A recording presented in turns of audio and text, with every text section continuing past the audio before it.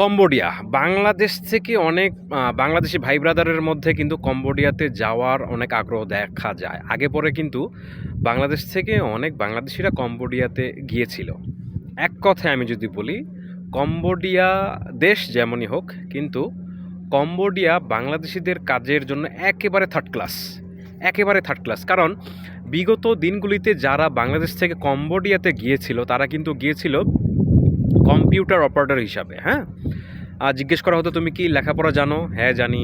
তুমি কি কম্পিউটার চালাতে পারো, ল্যাপটপ চালাতে পারো? হ্যাঁ পারি।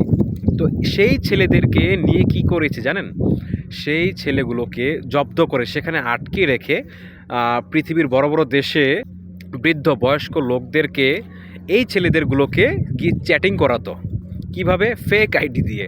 যেমন একটি ছেলে কম্পিউটার অপারেটর, সে মিনিমাম 10টা 15টা 20টা ক্লায়েন্টের সাথে, তাদের কাছে ওরা হচ্ছে ক্লায়েন্ট, ক্লায়েন্টগুলোর সাথে বৃদ্ধ লোকগুলোর সাথে নিজেরা মেয়ে সেজে প্রেম ভালোবাসা প্রেম প্রীতি, হ্যাঁ, মহাব্বতের আলাপ আলোচনা করে ওইখান থেকে যেইভাবে হোক, যে কোনো সিস্টেমেটিকলি কথাগুলো বলতে গেলে আরও বোঝাতে হবে, আরও গভীরে যেতে হবে। এত গভীরে যাব না আমি, সংক্ষেপে শেষ করি যে ওই বৃদ্ধগুলোর কাছ থেকে টাকা পয়সা হাতিয়ে নিয়ে এই কোম্পানিগুলো নেয়, যে কোম্পানিগুলো বাংলাদেশ থেকে কর্মী নিয়ে গিয়েছিল কম্বোডিয়াতে কাজ দিবে বলে।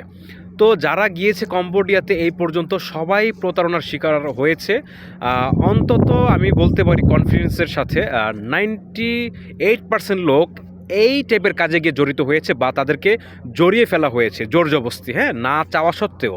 তো কম্বোডিয়াতে যাবেন না। কম্বোডিয়া খুব ছোট্ট একটা দেশ, গরিব দেশ, বৌদ্ধ কান্ট্রি, বৌদ্ধ ধর্মাবলম্বী তারা, তাদের মধ্যে অন্যান্য ধর্মের লোকজন খুবই কম রয়েছে। তো যাই হোক, দেশটা গরিব, এদের সিস্টেমটাও ভালো না। সব কিছু মিলে কম্বোডিয়া, আপনাদেরকে রিকোয়েস্ট করব বাংলাদেশ থেকে কোনো বাংলাদেশি কর্মী যাতে কম্বোডিয়াতে না যায়।